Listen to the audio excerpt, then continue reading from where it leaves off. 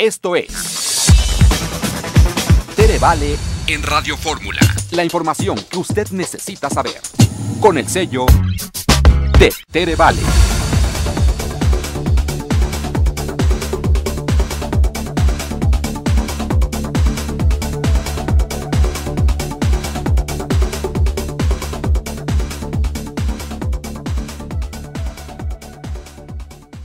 Bueno, pues el día de hoy de verdad que me da muchísimo gusto tener la oportunidad de conversar con el maestro Rubén Aguilar, un hombre que se ha desempeñado no solamente en los círculos académicos durante muchos años, sino que también ha tenido funciones y responsabilidades muy importantes en el gobierno de México durante la administración del presidente Fox.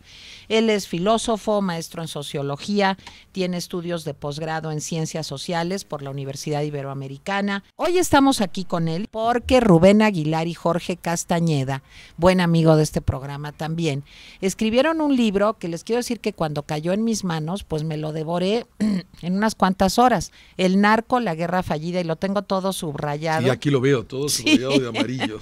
Todo subrayado de amarillo porque verdaderamente me llama. Quiero confesar que yo escuché una entrevista que le hicieron a Rubén Aguilar por radio, si no recuerdo mal, mi querido amigo Sergio Sarmiento. ¿Sí? Bueno, y esa entrevista dije, qué interesante, ahí fue que me enteré del libro y dije, no, pues yo tengo que entrevistarlo, tengo que tener la oportunidad de conversar con él. Y bueno, como les decía, acaban de publicar este libro, el segundo que hacen juntos, El narco, la guerra fallida, es de editorial Santillana y toca un tema, pues como ustedes comprenderán, muy importante para todos los mexicanos y yo diría que en general un tema pues que sacude conciencias, que genera mucha controversia con relación a la guerra que ha decretado esta administración del presidente Calderón contra el crimen organizado y contra el narco. Rubén, me callo, me da muchísimo gusto que me hayas dado la entrevista y bueno, primero, antes de entrar en materia, cuéntame cómo nace la idea del libro. En particular a mí es un tema que me ha interesado desde hace muchos años, desde mis años de presencia en la guerrilla en El Salvador. Es un tema que me ha preocupado y que le he dado seguimiento.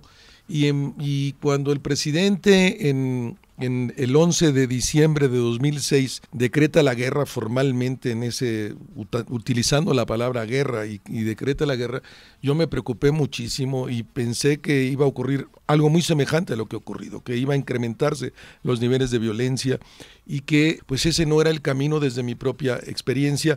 Jorge y yo comentamos el tema, lo comentamos. Tú y Jorge amigos desde hace muchos años. Desde por lo menos 30 años, sí, nos conocimos él en la Cancillería mexicana, que veía la relación con Centroamérica y Cuba, cuando su padre era el canciller y un poco por fuera de la Cancillería, pero jugaba este rol, y yo en ese momento ya incorporado al Frente Farabundo Martí para la Liberación Nacional, en concreto con una de las organizaciones, las FPL, y entonces desde ahí viene la relación y siempre la hemos seguido, algunas veces con más intensidad, porque la vida y el espacio que cada uno ha estado lo ha permitido, a veces no tanto como quisiéramos, pero en los últimos 4 o 5 años hemos tenido una relación muy, muy cercana, muy, muy estrecha y hemos hecho proyectos juntos. Entonces comentábamos pues que no podía ser el camino y que no había razón, como argumentaba el gobierno, para fundamentar la posibilidad de la guerra.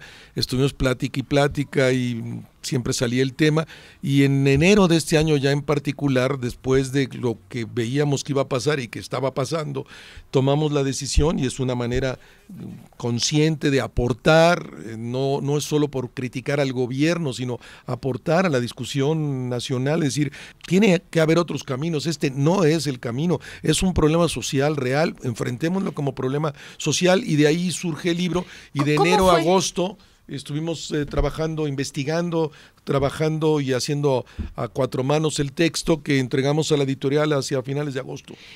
¿Cómo se dio la dinámica de trabajo? Porque escribir un libro entre 2 personas, no sé, me imagino que debe ser un poco complicado. Además es un libro que, como dice Rubén Aguilar, contiene muchos datos duros, o sea, no son solo especulaciones, ¿verdad?, con relación al tema, sino son datos duros que desmontan además una imagen que se ha tratado de vender del éxito de esta guerra. contra el narco. Fíjate, ya habíamos hecho el libro La Diferencia, Sí. ¿no? Que sale publicado el 1 de diciembre de 2007, salió el texto. Y es un texto a 4 manos, ¿y cómo le hacemos? Y ha sido muy fácil y ha sido muy interesante el trabajo conjunto. Hacemos una estructura común y decidimos cuáles son los temas, Sí. lo discutimos. Una vez que hemos como aprobado, digamos, el guión a trabajar, que se traduce en los grandes temas que van a dar lugar a los grandes capítulos, Sí. nos dividimos como los capítulos y hacemos como una estructura base cada uno, y luego empieza el ir y venir con el texto en el internet, ¿no? Por email, o porque Jorge está en su semestre en Nueva York, o porque no necesariamente nos vemos físicamente. Cada tanto tiempo sí, para discutir las cosas, pero nos vamos y cada quien le añade, le quita, le pone, le critica a cada uno de los capítulos, y en ese sentido va surgiendo como un texto realmente escrito a 4 manos, que ha tenido la virtud también, y diría la anterior, sin ningún tipo de pretensión, el hecho de que Jorge tenga muchos años escribiendo a nivel periodístico, no solo académico, y cosa que ocurre conmigo igual, pues entendemos muy rápido el estilo que debemos utilizar para podernos comunicar, que es básicamente el estilo con el que escribimos nuestros artículos, y el periodismo tiene ciertas reglas y cierta dinámica que te obliga a ordenar las ideas de una manera y exponer las ideas de una manera, y los dos estamos en esa dimensión, y te digo, ha sido muy fácil, no relativamente fácil, muy fácil. Ajá. Y además muy interesante y muy enriquecedor, me sin imagino, duda, ¿no? sin duda. Bueno, yo quisiera, Rubén, que ahora sí nos fuéramos capítulo por capítulo. ¿Cómo no? El capítulo primero del libro es: ¿llegan las drogas a tus hijos? Porque ustedes saben, las personas que nos hacen el favor de escucharnos, que un poco nos han vendido la idea de que esta guerra contra el narco tiene que ver con que no lleguen las drogas a nuestros hijos. Y esta es la primera pregunta que se plantean los autores. A ver, háblame un poquito de este capítulo. Mira, y de los mitos que cómo hay no, cómo no. México tiene una encuesta nacional de adicciones. Hemos hecho 5 encuestas nacionales de adicción. Se hacen cada 5 años. Al gobierno del presidente Calderón le tocó hacer la 5ª encuesta nacional de adicciones. Se hizo en el 2008. La encuesta subió un día a la página de internet. Como no daban los números para justificar lo que se anunciaba Sí. en los spots y el hecho mismo de la guerra, se bajó, se puso una información preliminar, y 3 días, debe de ser una coincidencia, pero 3 días antes de que saliera el libro, Sí. el libro salió un lunes, y el viernes anterior, estoy hablando hace 20 días, sale por fin la encuesta nacional de adicciones, un viernes, y se pierde el sábado. Entonces esa, para la prensa, la 5ª encuesta nacional de adicciones se perdió, no está presente. Y esa encuesta es muy consecuente y muy sólida y muy en línea con las anteriores, que revelan que, uno, no somos un país de consumidores, como se quiere hacer ver, que somos considerados por Naciones Unidas como uno de los países de bajo nivel de consumo, estamos en ese orden a nivel internacional. Las adicciones no representan más que el 0.4% los adictos de la población en un país de 110 millones de gente. Y una cosa aquí muy no es importante nada. que yo quisiera que me explicaras, porque sí se habla de que hay un aumento en el número de adictos, pero no se toma en cuenta pues que ha crecido la población mexicana. Bueno, es un dato muy importante. Y muy relativo ese crecimiento, es real, pero muy relativo. En la de 2002, que es la anterior, que incluso hay una baja en los niveles de consumo, ese la toca hacer al gobierno de Fox, eran 320,000 adictos. En 6 años irnos a 450,000 es absolutamente nada, nada. Quiero dejar claro a nuestro auditorio que con que un chico y una chica o un adulto pierdan la vida o dejen de tener plenitud de la vida y contribuir a su comunidad y a ellos mismos producto de las adicciones, pues es terrible, un solo caso es terrible, pero hay que verlo desde la lógica del problema social, y en razón de eso no hay un problema social, puede haber problemas particulares de esos 450,000 personas que están en esa condición, y todas las demás drogas duras, pues se revela que hay un crecimiento, pero absolutamente marginal y desde bases mínimas que tienen que ver con dos realidades desde nuestro punto de vista y que no se explica en la funcionarios públicos cuando hablan de estas realidades. Uno, crecimiento real de la población, y dos, crecimiento de las clases medias mexicanas. Dentro de todo, en 1995... Sí, porque es un fenómeno de clases medias. De clases medias. Ustedes lo prueban ahí en el libro. Es un bien suntuario, o sea, que en la medida en que se consolida la capacidad de compra de las sociedades con el crecimiento de sus clases medias, tiende a aumentar el número de consumidores de droga y de adictos, y luego se estabiliza. Los Estados Unidos, para poner el caso, tiene 3% de adictos de una población de unos 300 millones de norteamericanos, que no ha aumentado en el relativo respecto a la población, o sea, en el porcentaje, no ha aumentado en los últimos 40 años. Los países de la Unión Europea andan en una media cercana al 2%, un poquito arriba, un poquito abajo.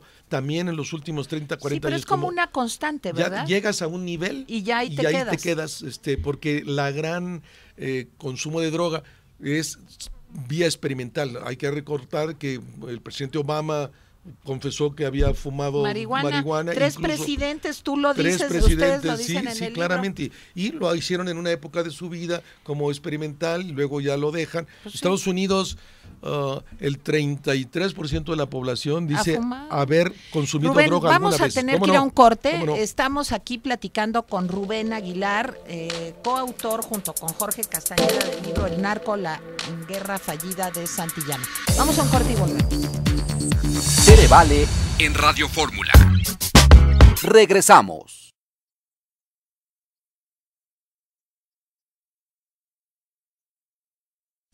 Tere Vale en Radio Fórmula. Continuamos.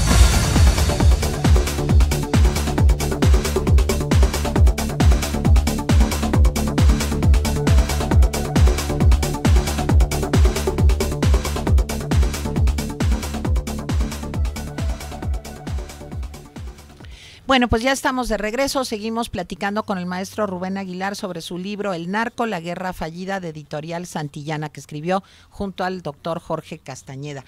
A ver, Rubén, segundo tema, la falacia de la violencia. Eso es otra cosa que nos han vendido, de todas las formas posibles. Fíjate, ¿no? Sí, es tremendo, ¿no? Esa media verdad que implica la estrategia como una premisa para sostener la estrategia.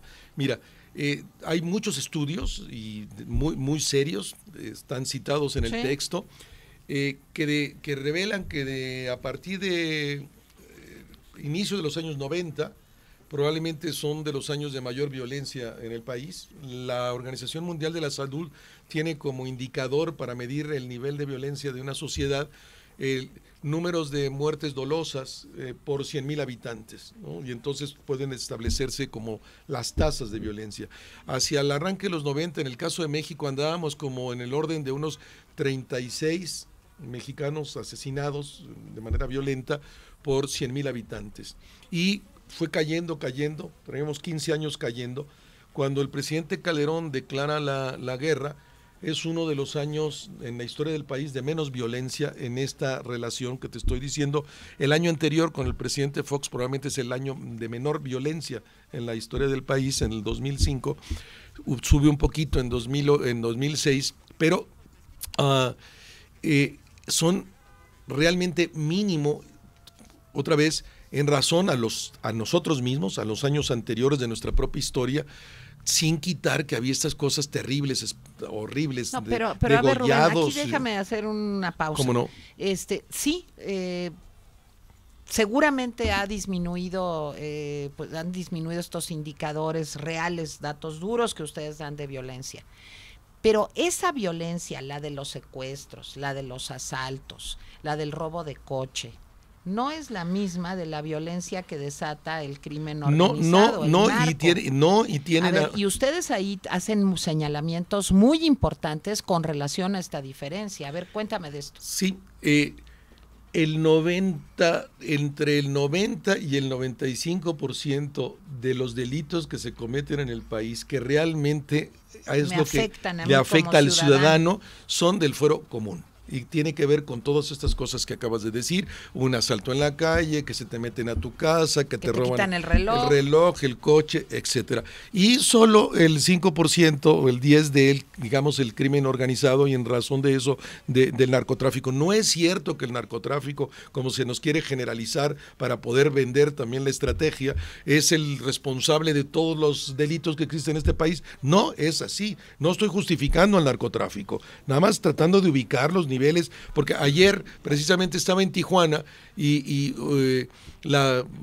con las gentes que me reuní de una organización de la sociedad civil, te decía, pues es terrible en Tijuana, los policías ahora, el ejército no puede, que está militarizada la ciudad, pues el ejército no se mete con el delito de fuero común, solo con el delito relacionado con el narco. Y los policías están viendo lo del narco y entonces no hacen nada por los delitos de fuero común. Pues estamos hundidos. Los niveles de violencia que siente la ciudadanía han crecido en Tijuana porque no hay quien se encargue de los delitos del fuero común, de ese asalto en la esquina que ahora hay y no había antes en Tijuana, etcétera. Entonces sí, hay una diferencia radical entre lo que pudiera ser esos niveles de violencia, muerte, que era lo que estábamos diciendo al principio, que no es un problema grave en este país a pesar de lo dramático y terrible de algunas muertes, y no por compararnos, todas las comparaciones son odiosas, pero Brasil trae 40 por 100,000 habitantes, hoy, en Río hay más muertes al año que todo el país, que todo México.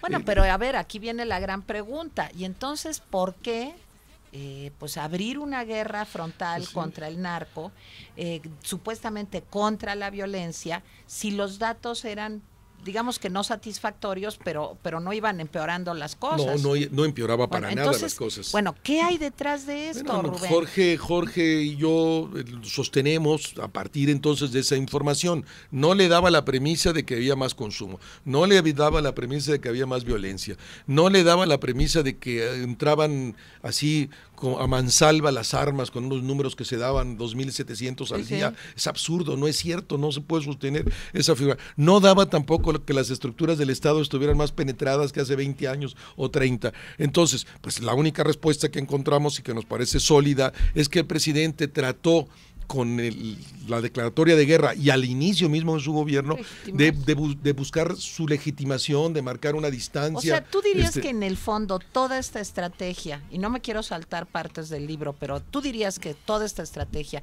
está motivada por López Obrador. O sea, en el fondo de esto, lo que hay es esa necesidad de reafirmación del presidente ante una elección tan cuestionada. Jorge Castañeda y yo estamos absolutamente seguros que el presidente ganó de manera legítima, el presidente Calderón, que por 240,000 votos, pero de manera legítima. Y que había un entorno social, sí, que de un sector de la población, las encuestas decían 30 contra 70, un 30 que decía que no habían sido limpias y que incluso habían sido fraudulentas, sí, de manera mentirosa, asusadas por López Obrador, en un acto que a mí me parece de una irresponsabilidad histórica terrible con el país y que revela su condición de político manipulador y populista y megalomaníaco. Y que eso de repetir muchas veces una mentira se convierte en verdad. El proceso fue limpio, etcétera. Pero en todo caso hay un sector que que no puedes discutir porque la fe no se discute y se asume como fe estas declaraciones de López Obrador. Entonces, es cierto que no era el único que ha hecho esto. Los últimos 5 o 6 presidentes de la historia mexicana, al tomar el poder, aunque incluso hubieran ganado la elección, buscaban un hecho como fundacional de su mandato. En el caso de Fox es tratar de reunirse con Marcos y que vengan los zapatistas y vamos a negociar. En el caso de Zedillo es encarcelo a Raúl Salinas, el hermano del presidente anterior. En el caso de Salinas es el quinazo, exactamente. Sí. Todos hicieron un acto en eso. Sí. El presidente, estamos seguros que lo hizo en esa lógica, que encontró que este era el tema, que le iba a ayudar a a reforzarse en el gobierno y legitimarse sin necesidad, como yo pienso y como Jorge lo piensa, porque él había ganado legal y legítimamente las dos cosas. Oye, pero el costo es altísimo. Altísimo. Rubén, Yo pienso que eligieron un altísimo. camino equivocado, que no midieron el costo de lo que esto iba a suponer e implicar, y que es muy probable, como lo anotamos en el libro y como lo anotan otros muchos especialistas, que la lógica de guerra termina siempre en fracaso. No, el problema del narco no se resuelve por la vía punitiva, y eso está más que demostrado. Bueno, y también saltándome un poquito, además, ¿a dónde te lleva? ¿Cuál es, como ustedes lo plantean en el libro, la meta a corto, mediano y largo plazo? ¿Cuál es la meta final de esta guerra? ¿A dónde pretenden llegar? Porque no ha habido una sola sociedad en la historia, desde los mitos de Eleusis hasta el siglo XXI, en donde no exista drogadicción. Todo el tiempo, nuestras propias comunidades indígenas, ¿verdad? Que siempre en términos rituales, pero han consumido. Mira, tocas un problema sustantivo, si quieres lo hacemos después del... Nos da tantito tiempo, entonces, mira, nunca el gobierno del presidente Calderón, una vez que declara la guerra, propuso cuáles son en términos de Powell, que se conoce como la doctrina Powell, que para ir a una guerra requieres primero que nada definición precisa de victoria, fuerza aplastante y definición precisa de salida, porque si no, no te metas en una guerra.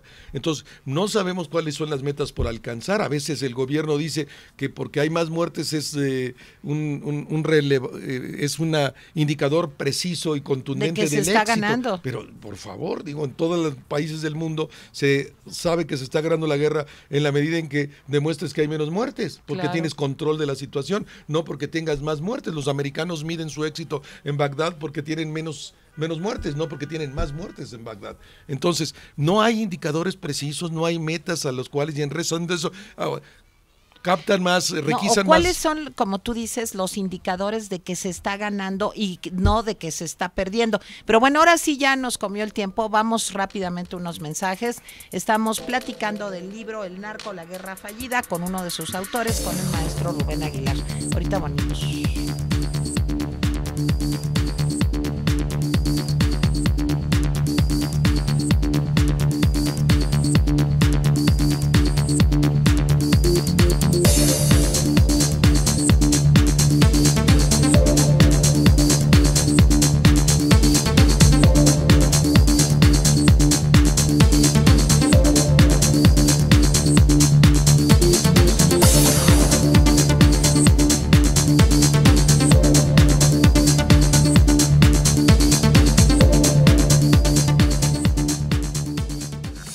Vale en Radio Fórmula.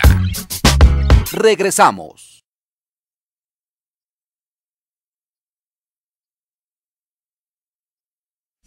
Tere Vale en Radio Fórmula.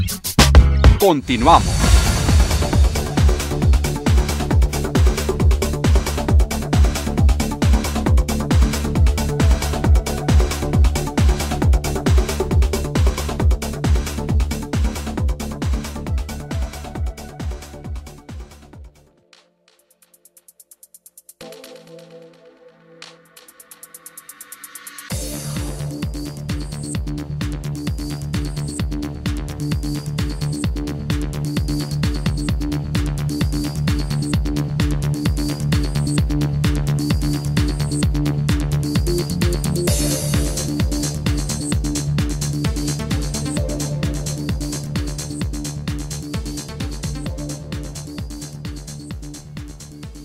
Bueno, seguimos platicando con el maestro Rubén Aguilar. A ver, Rubén, ¿cuáles son entonces?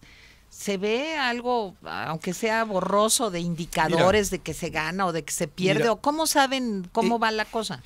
Pues el gobierno anuncia y publicita con relativa frecuencia en los spots de radio, televisión, en la prensa escrita, de que van ganando porque pueden demostrar que requisan más que los gobiernos anteriores y que ahora hay una mayor requisa de droga, que hay una mayor requisa de armas, que hay una mayor requisa de aviones, que hay una mayor requisa de... Pero eso tampoco. Bueno, yo te diría que cada presidente en los últimos años, con las mismas palabras, y con los mismos ítems a considerar, Sí. decía Fox, decía yo hice más que el gobierno anterior, y Zedillo decía yo hice más que el gobierno anterior y presentaba números, y Salinas yo hice más que el gobierno anterior, y tenemos registrado en el libro que desde el presidente Echeverría, el presidente de los Estados Unidos en turno felicita al presidente mexicano por la lucha contra el narco y reconoce la acción del narco y reconoce también desde aquellos tiempos que ellos son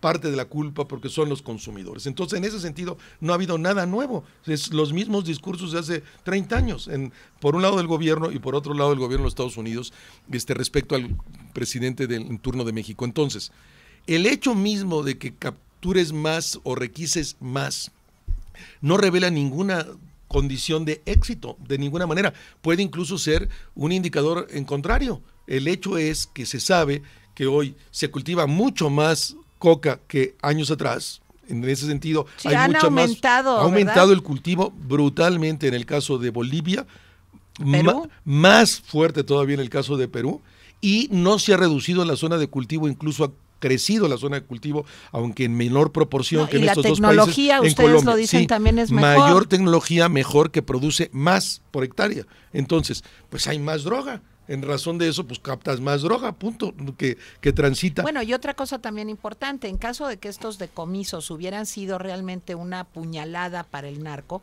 evidentemente hubiera tendido el precio de la droga a subir, pero espectacularmente. Y eso, ustedes lo cuentan muy bien en el libro, pues sí, hay piquitos, hay subidas, hay bajadas, pero más o menos se mantiene el precio en una Se mantiene constante. el precio en una o sea, constante. no ha habido No. un aumento del precio de la Incluso droga. cuando ha habido eventos como este e incluso eventos de carácter de desastres naturales que modifican los niveles de la producción en Colombia, en Perú, en Bolivia, en un año o dos, y todo eso es información del gobierno de los Estados Unidos, en un año o dos se regula el precio, ¿no? El precio más caro de un gramo de coca en los Estados Unidos fue en el 80, que llegó a estar 600, pero en los últimos 10, 15 años se mueve abajo de los 100, y como ahorita subió, andaba cerca de los 200, pero en un año ellos te lo revelan también, todas las estadísticas, se vuelve a su nivel y no es superior a los Bueno, y ahora, $100. otro tema que ustedes tocan en el capítulo 3, la razón de Estado, recuperar territorios, que México no sea un Estado fallido.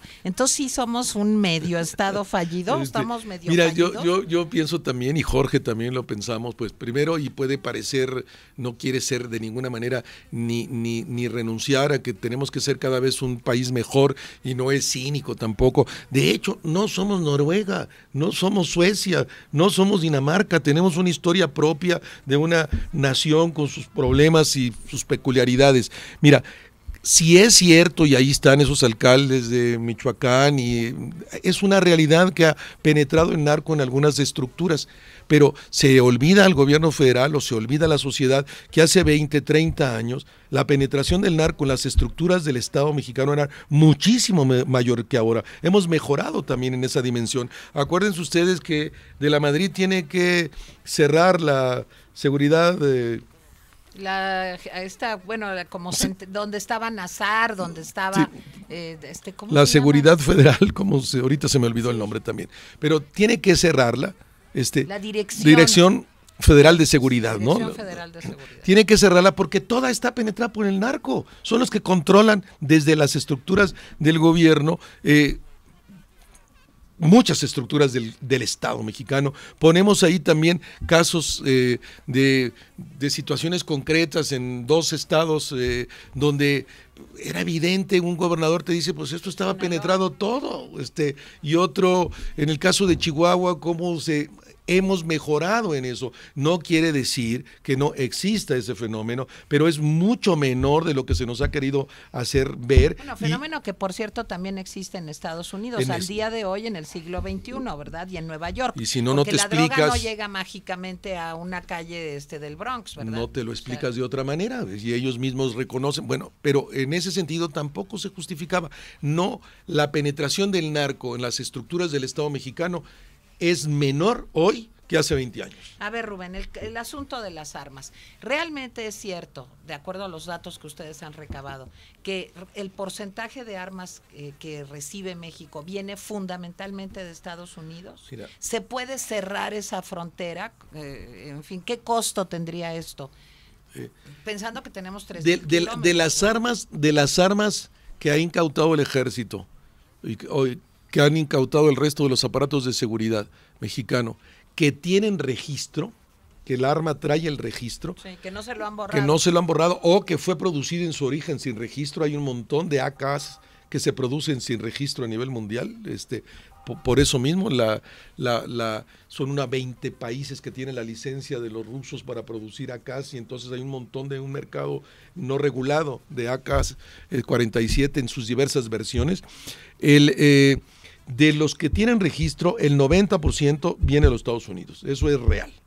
Pero no se puede decir que el 100% o el 90% de las armas que ingresan a México sean de los Estados Unidos. ¿Por qué Obama, digamos, o Bush, o el que tú quieras, no han pensado seriamente en, pues, impedir, digamos? No lo han pensado y no lo van a hacer. Obama lo declaró en su primera visita a México, que no va, a pregunta directa de un periodista, que no lo van a modificar, porque acuérdate que en la Constitución de los Estados Unidos, la segunda enmienda, es uno de los derechos fundamentales para la cultura norteamericana, el que ellos puedan acceder a las armas, a todas las armas que quieran libremente, porque con eso defienden su patrimonio, defienden su familia, y ninguna organización de la sociedad civil norteamericana que trabajan sobre el tema, algunas poderosísimas como la Asociación Nacional del Rifle, pero de estas hay otras veintenas o centenas de estas, van a aceptar que el gobierno les regule más, etcétera. Y ningún gobierno, a su vez, va a ir en contra de ese elemento central de la cultura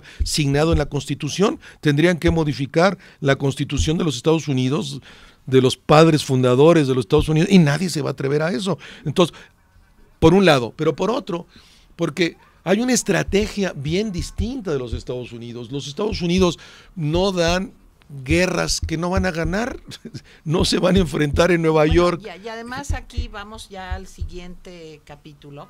En Estados Unidos, digamos que ya se aceptó que va a haber un porcentaje de la población que va a consumir droga. Y no, yo no veo en la historia reciente, echémonos 30 años para atrás, si te parece, pues que haya habido una campaña, un esfuerzo, pues por bajar el consumo, por combatir el narcotráfico que se da dentro de, como que más bien dijeron, bueno, pues ya así está la cosa, ¿no? Mira, ellos caminan en otra dirección, caminan en términos de el manejo del problema, en términos de salud pública, no en términos de seguridad pública, lo administran en términos como hacen frente al problema del alcohol o al problema del tabaco o al problema de la prostitución. Hoy en 15 estados de la Unión es legal, hay una marihuana médica que es legal, sí, con una no es receta, una recomendación de un médico que es, todo el mundo sabe, relativamente fácil por conseguir, porque entre otros elementos que puedes recibir esa recomendación es que estás estresado, es que estás deprimido, es que te duele, no sé qué cosa. Entonces es relativamente fácil, es ridículo.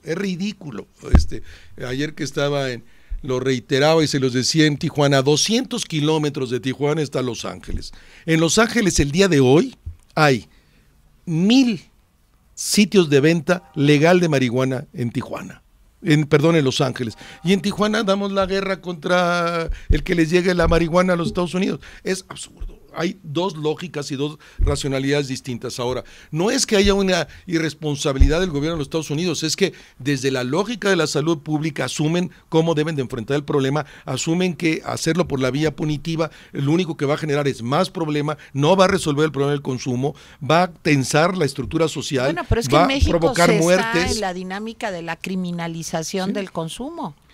Pues aunque haya habido... Incluso estas modificaciones que se hicieron al Código Penal, pues hacen todavía más difícil el consumo en México. Aunque pareciera ser que esta liberalización que firmó el señor presidente y que ya entró en vigor esa ley, caminaba en la línea de la liberalización, o sea, es correcto que se camine en esa dirección, pero las dosis son de tal manera que con una facilidad enorme podrías quedar criminalizado. Entonces, a diferencia de lo que ocurre hoy en Brasil, lo que ocurre hoy en Argentina, donde ha quedado absolutamente despenalizado a partir de resoluciones de la Corte el consumo de estos estupefacientes, como acaba de firmar el presidente Obama, que en todos aquellos estados de la Unión que han legalizado, las autoridades federales no habrán de volverse a meter.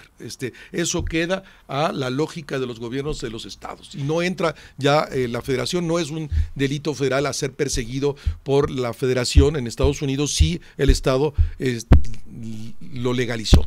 Bueno, vamos a tener que hacer una pausa. Estamos platicando del libro El Narco, una guerra fallida, de Rubén Aguilar y Jorge Castañeda. Ahorita venimos con más.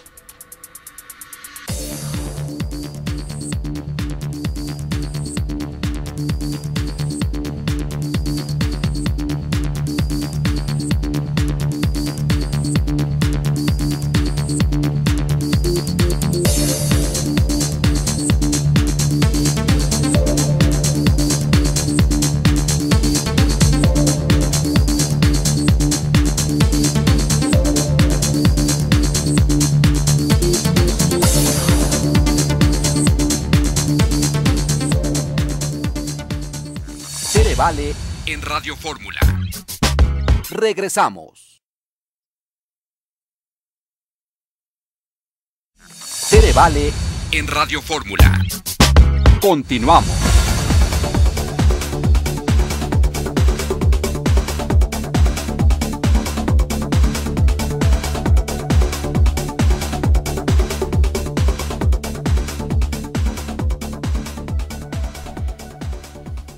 Bueno, pues llegamos a la parte final del programa, se nos fue rapidísimo. Yo quisiera hablar de varios temas así muy puntualmente contigo, Rubén. Legalización del consumo de las drogas. ¿Cuál es el horizonte? ¿En qué momento estamos? Háblame de lo que ha sucedido con organizaciones que están a favor de esto, con The Economist, una publicación tan importante hace de 25 Inglaterra. años que lo propone The Economist. A ver, ¿verdad? cuéntame de todo. Pero yo pienso que camina por ahí la dinámica mundial, claramente hacia la legalización de las drogas. Tú lo propusiste en tu campaña como candidata a jefa de gobierno. Sí, por el Partido Socialdemócrata. Democracia Social, ¿verdad? Sí, el de Gilberto Rincón sí, Gallardo. Y lástima que haya desaparecido, perdido el registro. Las posiciones eran muy interesantes y muy a la vanguardia, muy en la línea de lo que está caminando la verdadera izquierda, la socialdemocracia en el mundo, por esa dirección, que no muchas de las posiciones del PRD que recuerdan mucho al viejo PRI, por desgracia, ¿no? Y no se inscriben en la lógica donde camina la izquierda mundial hoy, ¿no? Entonces, va por ahí, va hacia la legalización. En los Estados Unidos, a los demás de 15 estados que mencionaba, el próximo año va a haber consulta en 5 más, una consulta de esas populares, que es muy probable que se va a aprobar, y entonces tendremos seguramente el próximo año 20 estados de la Unión Americana que aprobarán el consumo de la marihuana o drogas blandas. En este sentido, hay mucho a la idea de la heroína también. Camina por, esa es la dirección. Entonces nosotros, un poco en esta dinámica, y porque como lo revela el estupendo estudio financiado por Naciones Unidas y encabezado por el presidente Cardoso, por el presidente Gaviria y por el presidente Zedillo, que demuestra que en los últimos 30 años, en el caso de América Latina en lo particular, todo intento de carácter punitivo de hacer frente al narcotráfico, lo único que ha provocado es mayor fortalecimiento del narcotráfico, mayor crecimiento de las zonas de producción, mayor elevación de los precios, etcétera, etcétera, ¿no? Entonces, nosotros proponemos 5, y es el último capítulo, dialogando con la situación de Colombia, donde proponemos 5 otras líneas de caminar y pensar. No es que nos abroguemos el derecho de que esto es lo único que se puede hacer. Lo que sí pensamos es que solo una línea, cuando se propone solo una línea, hay que sospechar de claro, ello, ¿no? Hay respuestas en una sociedad compleja, hay líneas. Bueno, la primera es que al fenómeno social que siempre va a existir y siempre ha existido, como tú misma hacías referencia, de que alguien va a consumir y en razón de eso, de que alguien va a vender, lo que hay que hacer es neutralizar al máximo, reducir al máximo los perversos efectos colaterales que tiene esa transacción comercial, que es violencia y que es corrupción. En eso ha sido extraordinariamente exitoso el gobierno de Álvaro Uribe en Colombia. Se siembra más, hay más producción y se exporta más, pero hay mucho menos violencia. Él logró reducir la violencia notablemente, al golpear a las FARC, al golpear a los paramilitares, etcétera, y algo se ha mejorado también en razón de eso a nivel de la corrupción, no a nivel de la producción, sino a nivel de los efectos colaterales. Dos, pensamos también que el Estado Nacional tendría que tener una acción muy agresiva en términos de reducir el daño de aquellos que están propensos al consumo o que son drogadictos, claro, o que los son que quieran adictos. Rehabilitarse, los que quieran algún sustituto, sucedáneo, en fin. Y hacerlo desde una lógica de salud pública, que vigiles que esas jeringas no se van a contaminar, estén limpias. Campañas de prevención para los niños. Y asumirlo como desde la lógica de la salud pública. Tercer elemento que proponemos es que Policía Nacional única, no como este modelo ahora de que hay...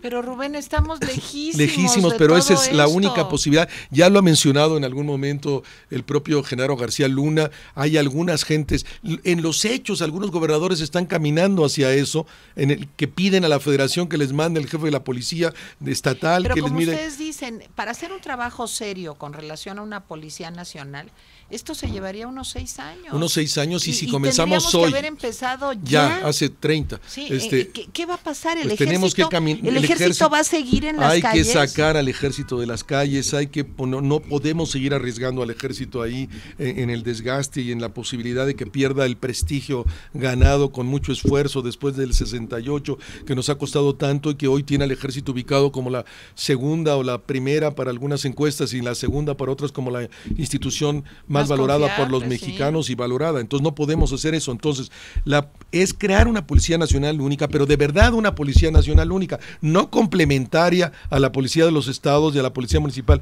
como se hace ahora. No, que esa policía que esté en el municipio es la Policía Nacional única. Y probablemente avanzar también en la línea de un código penal único que no dé la posibilidad de resquicios para abrirte. La cuarta sería, también hay gente en el gobierno que la ha planteado, pero no se ha avanzado, la posibilidad de sellar la cintura de México, el himno de Tehuantepec. Sellar la frontera sur es imposible por las condiciones geográficas, los ríos, la orografía, etcétera, pero la posibilidad de que en el plano que es el istmo de Tehuantepec, con tecnología, con inversión, a lo mejor ahí sí tendría un sentido y sería significativo un plan Mérida, que le paguen los americanos lo que pueda costar eso, y qué se lograría con eso si fuera el caso, regresar las rutas de la coca que viene desde Colombia, Perú, Bolivia, al Caribe, a las rutas del Caribe. Los carteles mexicanos le arrebataron a los colombianos esas rutas y hemos, a partir de finales de los 90 y muy particular a principios del 2000, a sustituir la ruta del Caribe por la ruta continental controlada por los mexicanos. Y la última consideración, probablemente la más fuerte, todas... ¿Por qué no que el gobierno de México haga lobbying, que el gobierno de México se siente con los norteamericanos y les diga, señores, pues su modelo es buenísimo. Busquemos una solución. Pues su modelo es buenísimo, te quiero imitar, me parece estupendo cómo solucionas el problema, cómo resuelves el problema del consumo en Nueva York o en Chicago o en Los Ángeles o en Detroit y quiero imitarlo.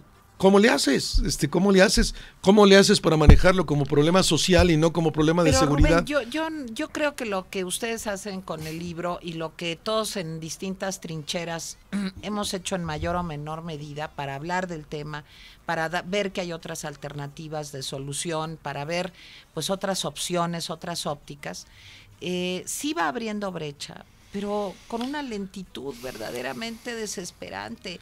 Yo no siento que en la actual administración haya ni siquiera el interés de sentarse a discutir el tema. Te lo digo pues porque yo he entrevistado a altos funcionarios, al procurador cuando estaba Medina Mora, a la gente del CISEN, en fin, y el tema es tabú. O sea, no se puede hablar de eso. Es como un dogma la guerra contra el narco. Y seguramente que es así, tú lo has podido valorar, me parece que es otro de los muchos problemas que tenemos, no es el único. En este país hay una cantidad brutal de dogmas, ¿no? Que tienen que ser sustituidos por un pensamiento más moderno, por un pensamiento que vaya en la lógica de lo que ocurre en el resto del mundo. Pasa igual con la reforma energética, es ridícula nuestra legislación en esa materia, mientras los cubanos o Brasil o los venezolanos, Chávez no le ha metido ni un maldito bolívar al Orinoco. Todos son inversiones de capital de riesgo, en donde llegaron más de 70 firmas a concursar por los bloques en esa zona. Pero probablemente tengas toda la razón y es lamentable, pero el libro se inscribe en esa lógica de propuesta, de invitar a la discusión, de invitar con datos duros que generados por el propio gobierno, no los generamos nosotros, los genera el gobierno, los organismos internacionales, y para el caso del análisis que hacemos de Estados Unidos, del propio gobierno norteamericano, que sí quiere ser una invitación a pensar, necesitamos dialogar sobre los grandes problemas nacionales, no solo una persona abrir mesas de discusión, buscarle desde el lado de la lógica de los especialistas, caminar en la discusión sobre la liberalización y la despenalización, desde luego, pero también la legalización como una manera de resolver. Pues te agradezco muchísimo. No, Rubén Aguilar, ya se nos acabó el tiempo, de veras se nos fue muy rápido platicando contigo sobre este tema tan importante. Los felicito a ti y a Jorge por el libro. Mil gracias, Tere. Y se los recomiendo a las personas que me están escuchando. El narco, la guerra fallida, de Editorial Santillana. Es un libro muy barato, cuesta menos de 100 pesos para que sepan. Y se lo van a devorar si les interesa el tema, y yo creo que a todos los mexicanos nos debe de interesar. Es un tema fundamental en este momento para México. Pues de veras cómprenlo y léanlo. Muchas gracias, Rubén. Muchas gracias. Saludos a Jorge Castañeda también. Muchas gracias a ti, Tere. Y gracias a ustedes por habernos acompañado, y mañana acuérdense, de lunes a domingo a las 5 de la tarde aquí en Radio Fórmula. Yo soy Tere Vale, buenas tardes. Esto fue Tere Vale en Radio Fórmula. Hasta la próxima.